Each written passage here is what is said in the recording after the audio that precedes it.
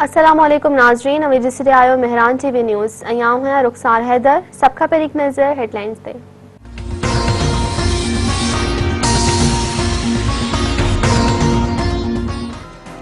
वज़ीर आज़म इमरान खान जे वाहिद असांजी हुकूमत अचण शर्त मुखालफन माबेला शुरू कई तो हुकूमत नाकाम थी वही है। कौम के खुशखबरी ॾेई रहियो आहियां त मुल्क ॾुखियनि हालतुनि मां निकिरी वियो आहे। असां ॾुखियनि हालतुनि बावजूद बलोचिस्तान के फंड ॾिना। बलोचिस्तान में तरक्याती मनसूबनि ते पहिरियों भेरो ख़र्च थी रहियो आहे। माज़ी में बलोचिस्तान के नज़रअंदाज कया वियो। माज़ी में फंडनि जो सही इस्तेमाल न थियो।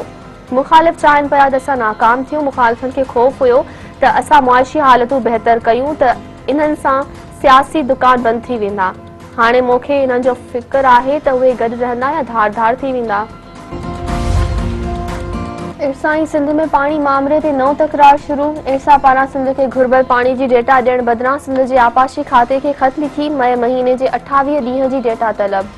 इरसा पारां लिखियल ख़त में चयो वियो आहे त गुड्डू बैराज ते मई महीने जे 28 ॾींहं मां फ़क़ति 4 ॾींहं जा अख ॾिना विया आहिनि। ग़लत रिपोर्टिंग सबबि तौनसा ऐं गुड्डू मां वॾी तइदाद में पानी ज़ाया थियो। गुड्डू बैराज ते वधीक पानी जमा करण ते जवाब ॾिनो वञे। पीपल्स पार्टी के चेयरमैन बिलावल भुट्टो ज़रदारी जो सहाफ़ी असद तूर के घर पहुंची साणस यकजहती जो इज़हार। बिलावल भुट्टो ज़रदारी चयो आहे त हक़ ऐं सच जे आवाज़ के दबाए नथो सघिजे। सहाफ़ियुनि ते थींदड़ हमलनि जी मज़म्मत कयूं था। सहाफ़त जी आज़ादी बाबति वज़ीर आज़म कूड़ ॻाल्हाए रहियो आहे। रियासत जा मामला ऑर्डिनेंस ज़रिए हलाइण जा ख़तरनाक नतीजा निकिरंदा। असां पीडीएम गपशप लाइ न ठाही हुई। असांजो मौक़िफ़ वाज़िह आहे। पीडीएम में वापसि न पिया वञूं। असां सां वापसी लाइ छो थो ॻाल्हायो वञे।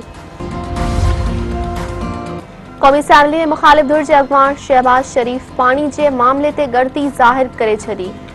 शहबाज शरीफ चयो आहे त पंजाब ऐं सिंध में पानी की विरहासत ते छिकताण अफ़सोसनाक आहे।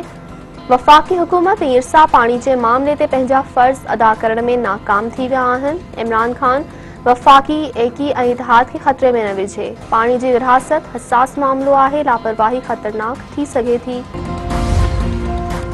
वफ़ाक़ी घरू वज़ीर शेख रशीद चयो आहे त गैर मुल्की आकाउनि खे खुश करण लाइ कुछ माण्हू एजेंसियुनि ते इल्ज़ाम लगाए रहिया आहिनि। सहाफ़ी असद तूर ते हमले की जांच जल्द मुकम्मल कई वेंदी।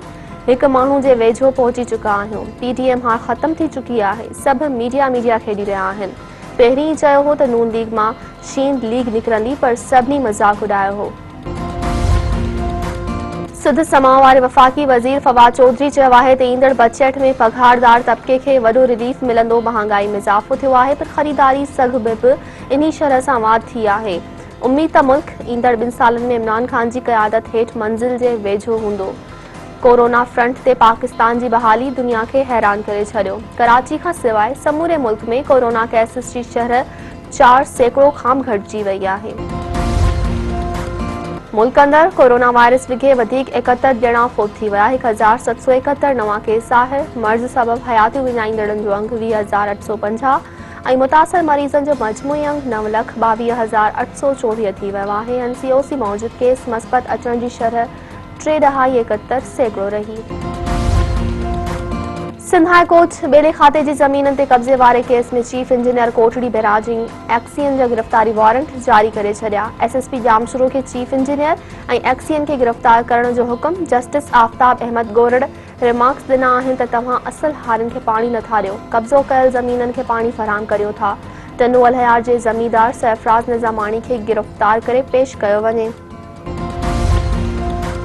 सिंध हाई कोर्ट खैरपुर के लॉ कॉलेज के शागिर्दनि खां मरहलेवार इम्तिहान वठण जो हुक्म ॾेई छॾियो। जस्टिस आफ्ताब अहमद गोरड़ रजिस्ट्रार खे चयो त तव्हां सभई शागिर्दनि जो मुस्तक़बिल दाव ते लॻाए छॾियो आहे। तव्हां शागिर्दनि खां पैसा वरिता आहिनि।